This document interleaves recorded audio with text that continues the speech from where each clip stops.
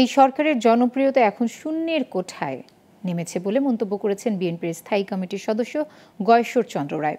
শুক্রবার নয়াপল্টনে সমাবেশে তিনি এ মন্তব্য করেন। অন্য নেতারা বলেন, সরকার মানুষের উন্নয়নের কথা বললেও বাস্তবায়ন করছে না, তারা পাশের দেশের স্বার্থ হাসিলে ব্যস্ত। বিস্তারিত জানাচ্ছেন আওলাদ বাবলু।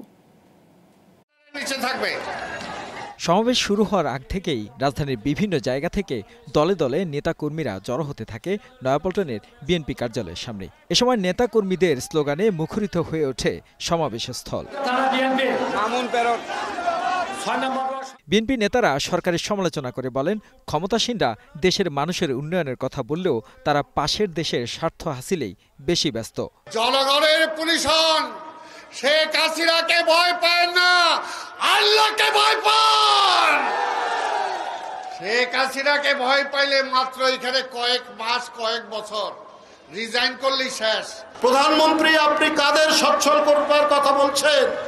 ভারতের আদানি গ্রুপের আদানি বাংলাদেশে বিদ্যুৎ বিক্রি করে 10,000 কোটি টাকা লাভ করেছেন, আর আমাদের এই গরিব মানুষ এই বিদ্যুতের দাম দিচ্ছে 2টি ফ্যান চললে তাকে 10,000 টাকা বিল দেওয়া হচ্ছে। প্রধান অতিথির বক্তব্যে গয়েশ্বর চন্দ্র রায় বলেন, বিএনপি 15 বছর ধরে শুধু প্রতিবাদ করে যাচ্ছে। এখন আর শুধু প্রতিবাদ নয়, এই সরকারকে সরাতে আরো কঠোর হতে হবে। অনেক কথা বললাম, 15টি বছর কথায় কোনো কাজ হবে না। কাজ করতে হলে কিছু করতে হবে, বলাটা কমিয়ে দিতে হবে, আসল কাজটা আপনাদের করতে হবে।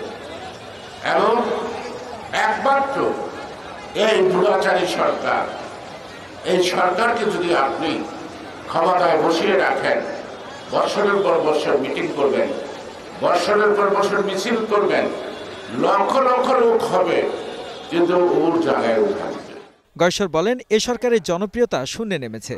তারা নিপীড়নের মাত্রা যতই বাড়াক, ক্ষমতায় টিকে থাকার কোনো সুযোগ নেই।